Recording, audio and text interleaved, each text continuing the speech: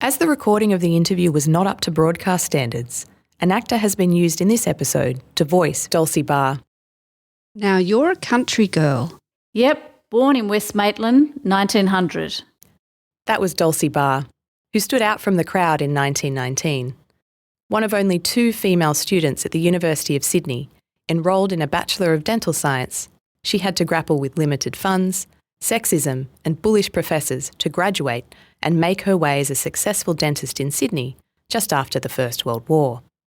But how do I know this?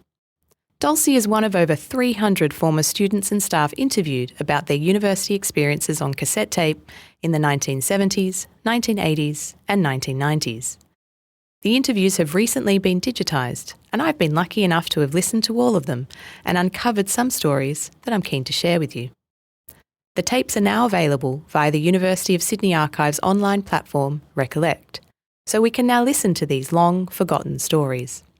They've much to tell us about the history of the University of Sydney, and indeed, the history of Australia during the 19th and 20th centuries.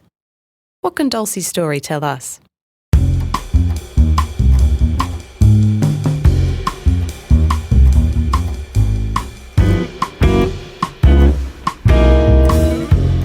I'm historian and budding archivist, Dr. Gab Kemmis. Today, we are listening to Dulcie Barr's interview. Dulcie, or Dulce, as she refers to herself on the tape, was interviewed by Dr. Ursula Bigot and Mrs. Helen Bond on the 15th of May 1981 at her home in Wollstonecraft, a suburb of Sydney. Ursula and Helen were researchers with the history unit at the University of Sydney at the time. They were engaged, jolly interviewers and always did their best to set up a friendly conversation with their guests. The conversation with Dulce starts in such a manner. Dulcie's lively nature is immediately obvious. She was also clearly driven.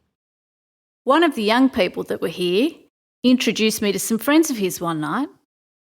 This is Dulcie Barr. She's our chairman. She's pretty formidable. If she come to an obstacle, she either walks past it, round to the other side, she walks over the top of it, or if necessary, she'll plough through it. Dulcie certainly had many obstacles to plough through. Although initially growing up in comfortable circumstances in the Hunter Valley, where her father was a dentist, he appears to have come into severe financial and perhaps personal trouble, and by 1913 had moved his family to Sydney. The family budget was suddenly tightened, and Dulcie started, rather unhappily, at a new school in the city. Her academic potential was immediately identified at the local public school, and Dulce soon found herself winning a scholarship to attend the prestigious Sydney Girls' High. It appears to have been Dulcie's mum who encouraged her daughter to excel academically and pushed her to achieve all that she could in spite of any obstacles that got in her way.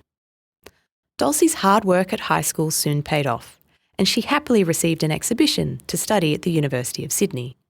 Aware that funds to support her uni days were tight, Dulcie decided to study dentistry, figuring that she could save money on textbooks by using her dad's. Dulcie was rather clever, and I'm not just talking about book smarts. In 1919, she tells us, returned servicemen started back at the uni in droves. Unlike Dulcie, they were flush with cash, and in Dulcie's words, had books galore, and all the microscopes and equipment they needed for their dentistry courses. I didn't have any books until the 2nd or 3rd year, when all these ex-servicemen came in and they had books galore. They had everything, see, because they were being paid by repat or rehabilitation or whatnot. Some of them even had their own microscopes. And it was the case they didn't know what to do with them. So I made it my business to find out. And I learned how you worked a microscope.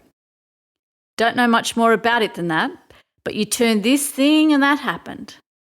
And I used to almost have a roster of different blokes, especially the ex-servicemen, who were living in luxury in their mothers' houses and had all this money, and all their books were supplied. So I almost had a diary, which I still keep.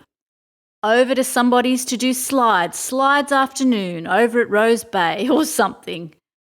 And I never felt embarrassed about it because I used to work hard.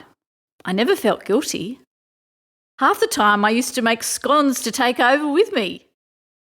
Spotting an opportunity, Dulce figured she could brush up on her studies and offer her services as a tutor to these men who were returning to study after being on active service.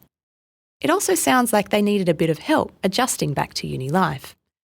In return, and as payment, Dulcie would ask to borrow their new books and equipment. This clever scheme meant Dulce never had to pay for a single textbook or piece of equipment for her entire degree. Dulcie's anecdote tells us about her enterprising nature. I think it also opens up some unexplored stories of returned servicemen's experiences when they got back to study at the university.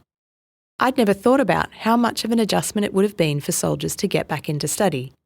I'd also never thought about how their peers might have helped them to get back into uni life, like Dulcie did. Dulcie was obviously a good classmate, yet at times, her peers were not kind to her in return. Because I used to blush, they used to pick on me. Well, I had very curly hair. I generally had trouble with it because it wouldn't do what I wanted it to.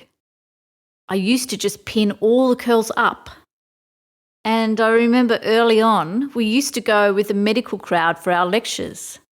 There were about twice as many men there. And a bloke behind me picked all the pins out of my hair, and when I went to move, all my hair fell down. And that was hilarious, apparently. This constant bullying didn't hold Dulcie back or dent her confidence. Upon graduating in 1922, Dulcie and her friend and fellow female classmate Hazel Crowe applied for a job at the school dental service. They saw the ad in the newspaper, and although it appeared in the men's column, they thought they'd apply anyway and figured that they were qualified for the job just as much as the men in their class were. To their delight, both Hazel and Dulcie scored an interview, and they were both called not long after and told that they had been given the job. Frustratingly, however, they were also told that because the job ad appeared in the men's column, they could not actually commence in the role. They were told that they would have to reapply for the position when it was re-advertised in the newspaper, this time in the women's column. Imagine how that felt for these new graduates. Let's listen to Dulcie tell the story. We saw an advertisement in the paper, Hazel and I, soon after we graduated, the school dental service. And it was under the men's column. And we thought, well, doesn't matter, nobody said. So we applied for it and went in for the interview. And after the interview, the chairman, or whoever it was, called us back again. And he said, well, we had got the jobs, but as it was out of order because it was advertised in the men's section, they would have to re-advertise it. And we would have to apply again, which we did. We got into the school dental service. Dulcie and Hazel reapplied when the job was re-advertised. They were interviewed again and finally awarded the job. These are just some of the many interesting stories that Dulcie tells in her interview. All of them raise many questions and some answers as to what being a student in dentistry at the University of Sydney was like after the First World War. I love Dulcie's interview, as she is so relaxed and open, and she really gives us an insight into her personal experiences of the university and how her degree shaped the life she went on to have. There is so much we can learn from Dulcie's interview.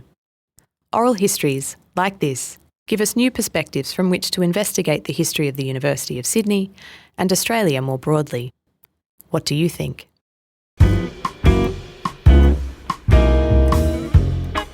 The Speaking of History podcast series is part of the History of University Life program. You can find out about our events by heading over to the History of University Life on Twitter handle @HULseminar. The podcast is supported by the School of Humanities in the Faculty of Arts and Social Sciences at the University of Sydney, with technical production by Peter Adams. This podcast was recorded on Gadigal country, and we pay our respects to elders past and present.